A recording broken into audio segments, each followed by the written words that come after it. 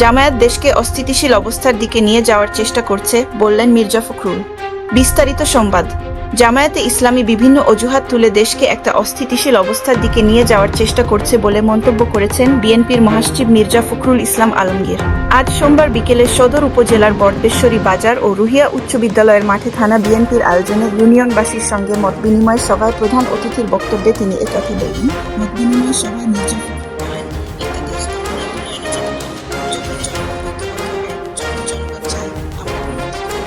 জনগণের মধ্যে সারাক্ষণ বিবাদ ফেতনা আঝাটি যদি থাকে তাহলে কি উন্নতি হতে পারে?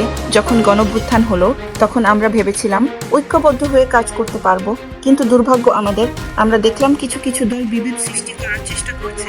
আমি পরিষ্কার করে বলতে চাই, আজকে জামায়াতে ইসলামী বিভিন্ন অজুহাত তুলে দেশকে একটা অস্থিতিশীল অবস্থার দিকে নিয়ে যাওয়ার চেষ্টা করছে। আমরা এর তীব্র বিরোধিতা করছি। আমরা মনে করি সমস্যা তৈরি করে গণতন্ত্রকে ব্যাহত করার চেষ্টা, নির্বাচনকে ব্যাহত করার চেষ্টা জনগণ কোনোভাবেই বরদাস্ত করবে না।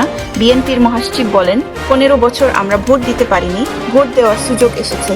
যেভাবে দেশের উন্নতি হয় আমরা সেভাবে ভোট দেব।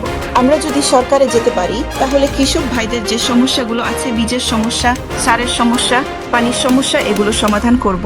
কৃষকদের উৎপাদিত পণ্যের ন্যায্য মূল্য নিশ্চিত করব। রুহিয়া থানাকে উপজেলায় উন্নীত করা হবে ঘোষণা দিয়ে তিনি বলেন, রুহিয়া থানা হয়েছে কিন্তু উপজেলা হয়নি। আমরা যদি ক্ষমতায় যেতে পারি তবে আমাদের প্রথম কাজ হবে রুহিয়াকে উপজেলায় উন্নীত করা। কোনো দলের নাম উল্লেখ না করে বিএনপির এই নেতা বলেন, একটা রাজনৈতিক দল যাকে দেশের মানুষ কোনো দিনই সঠিক পথে পায়নি। যখন দেশের সব মানুষ পাকিস্তানের পক্ষে আন্দোলন করেছে তখন তারা পাকিস্তানের বিরোধিতা করেছে। আবার 1971 সালে যখন মুক্তিযুদ্ধ শুরু হলো তখন তারা মুক্তিযুদ্ধকে সমর্থন করেনি, পাকিস্তান হানাদার বাহিনীর সঙ্গে ছিল। এই যাদের কাজ, যারা বৃহত্তর জনগোষ্ঠীর পক্ষে কখনোই থাকেনি, তাদের কি আমরা সমর্থন করতে পারি?